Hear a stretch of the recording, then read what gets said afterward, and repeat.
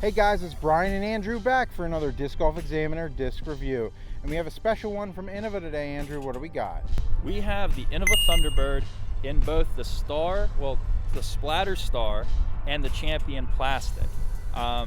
We're gonna give both of these a review. These are both of Innova's premium plastics. This Thunderbird, given to me by my friend Hans Lubisch. Thank you, Hans. My Innova Air Force stamped Thunderbird. This is an older one. I'm pretty sure he actually picked it up around the 2015 World Championships when they came through Pittsburgh here. So this is a Champion Plastic, which is the most overstable normally, but it's been with me for a while, and him. And then the other one we're gonna review is the Splatter Star Thunderbird.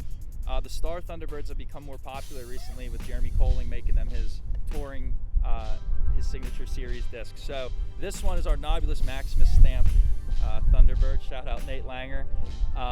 Nate. But we're gonna get to see what a slightly beat-in Thunderbird does versus a brand new out-of-the-box Thunderbird. But this disc is one that's a staple of my bag. You can go into the point where if I brought my Glow Champion one out here that's beat up to the point where it is arrow straight, you can wear these into all sorts of different lines. But these are both going to be pretty true to the flight numbers of 9502.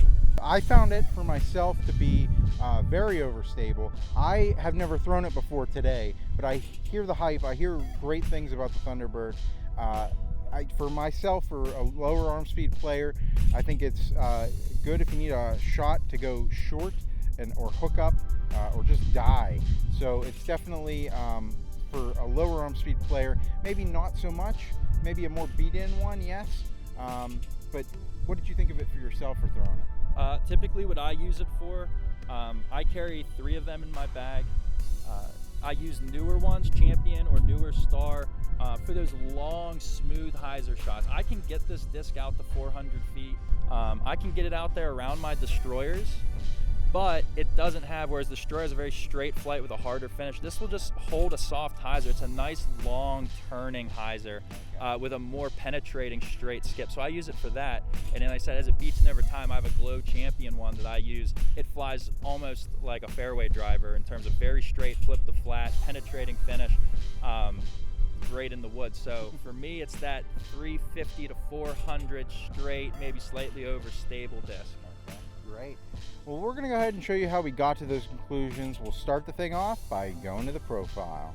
Looking at the Thunderbird, you are looking at a hybrid driver that has a nice sharp edge to it. It's a low profile, a slight dome, but it's more of a rounded shoulder with a flat top. In the hand, it feels great because it doesn't have that huge distance driver rim, but it definitely has more of a rim to it than your typical fairway driver. It's that 9 to 10 speed, just gives it a good grip. The difference in the plastics, for me personally, I carry both types of plastics in my bag because the Champion is going to have that nice stiff but grippy feel, and it's going to hold that for a long time, almost the life of the disc, whereas the Star plastic is going to have that same stiff, grippy feel out of the box, but will start to break in over time, become a little more, have a little more bend to it, a little more gumminess, and we'll start to find a little more instability in the high-speed turn as the disc breaks in. When I threw the Star Thunderbird on a hyzer release, this thing just sank. It was like a rock pretty much for me. When I threw the Champion Thunderbird on a hyzer release, I gave it a little bit more air, seeing that it was a more overstable disc than the other type of plastic, and it did dump on me. Went about 250, so I think it's great for an approach shot. New Star Thunderbird on a hyzer release. You put it out there on angle and it stays on angle the whole way. The tailwind over exaggerates that, but even in a calm day or a headwind, it's gonna fly pretty true to that angle as well. Champion Thunderbird, you put it out there on a hyzer angle, it's just gonna hold that angle the whole way. Never has an aggressive fade at the end. It's just gonna have a very fairway driver-like flight, but with distance driver speed. When I threw the Star Thunderbird on a flat release, it gave me a nice, solid, straight flight with a really hard hook up there at the end.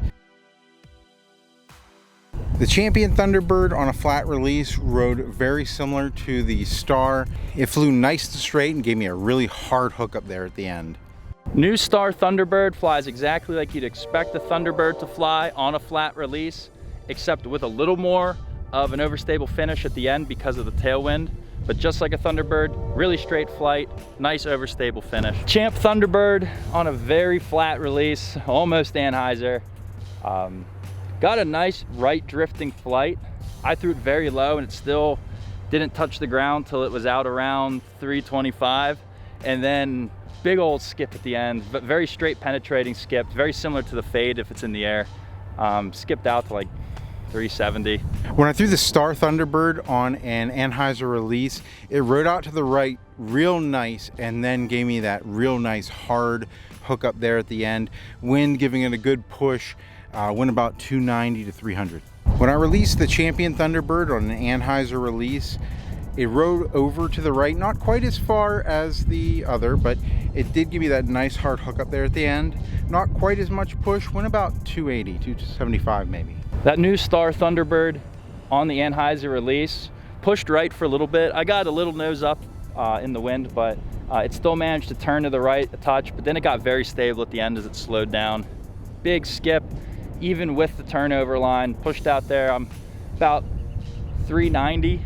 The Champion Thunderbird on Anheuser release held a soft right turn, but got overstable fairly quickly, giving it a really straight flight until late.